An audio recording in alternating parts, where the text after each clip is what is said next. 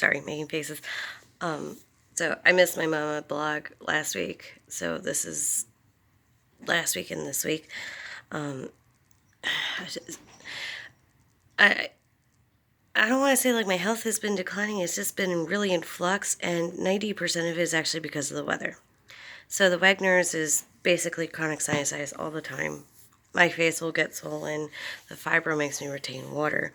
So there's been a lot of adjusting. However, there's been a buttload of rain in our area, like crazy amounts, like flood warnings, everything. So in addition to having a pump out the basement of my church because there's an underwater stream going under it, just normally, and then you have all these all this rainwater, and you have the highway on the one side and the road on the other side of the property. The property is actually sunken below those street levels, so everything pools in, but there's still an underwater creek that goes under the church, and it goes out by the condominiums on the other side of the road. And they cut off the culvert when they built those condos, so it was supposed to flow right into the Hudson River, and it doesn't anymore. So it kind of back pools in the water table. When it gets too high, it floods. But anyways, aside from that, all the trees decided, oh, pollen, pollen everywhere and anywhere. And I live in the Hudson Valley of New York, and if you don't know the Hudson Valley, it is sinus central, okay? If you have allergies, don't move here. If you have tricky sinuses, don't move here, because these trees, oh my God, tree orgy, all spring. All spring. And then fall comes, and it's just as bad. Like, you see blankets of yellow pollen on your cars and everything. But anyways, sorry. But because of that, my sinuses have been so bad, I feel like the pressure closing into my eyes. So I feel like I'm doing this 90% of the time, but really my eyes are perfectly fine open. I have also not been sleeping well, hence the dark circles. Look at this. Look how far out my bags can go. That's insanity. But anyways, I'm going to turn this way so that way the light stops fluctuating. Good news is my mom should be home from the hospital this week. Her surgery went really well. She's been recovering fairly well. They said recovery in hospital would be about 7 to 14 days. So it's about 2 weeks. Post-operatively, she had some blood issues, so she had to have transfusions, but she hadn't been eating well enough to produce her own blood, so it's really not surprising. Like, a lot of the stuff that she had post-operatively was not surprising stuff with the major surgery. But now I have to try rearrange this space again. Guess what? I have children. Not just my own, but my sister's kids are here quite frequently. And I have to set up that cot here in the living room in a fashion that she can still watch the TV. And I gotta clean all that up.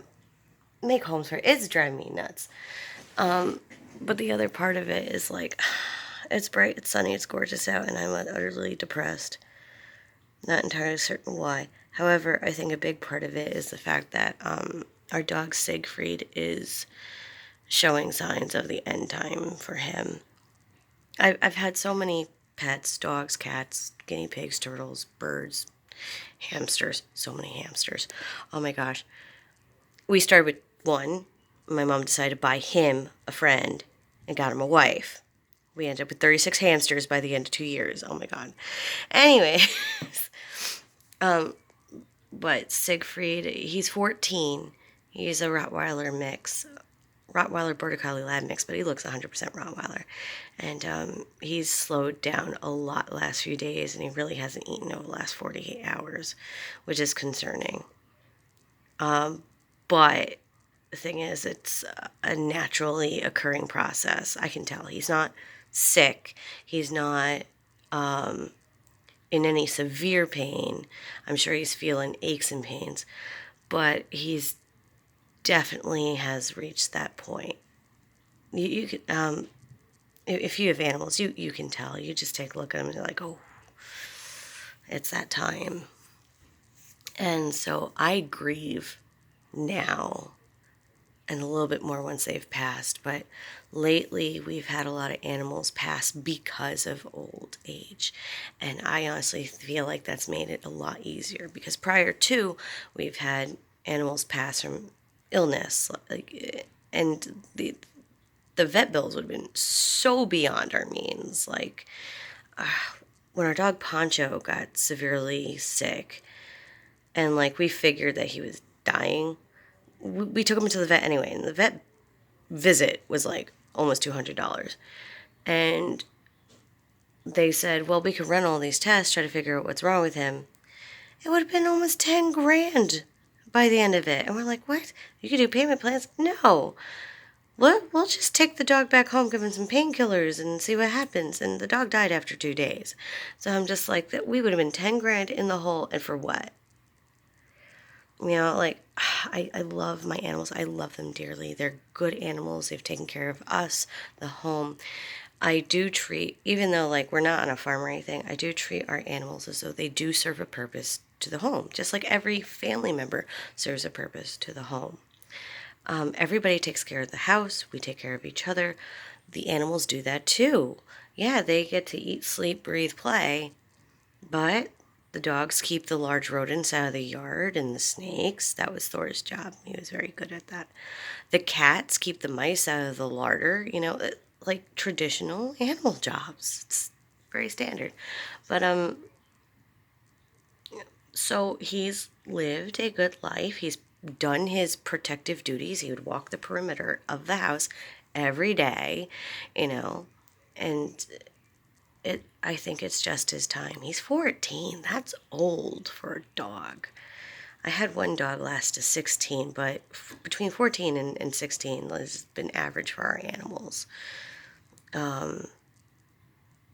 So I think it's his time, and it's making me kind of depressed and not wanting to do any of this. But I do need to get this done before my mother comes home, which could be tomorrow or Wednesday, and I'm not sure when.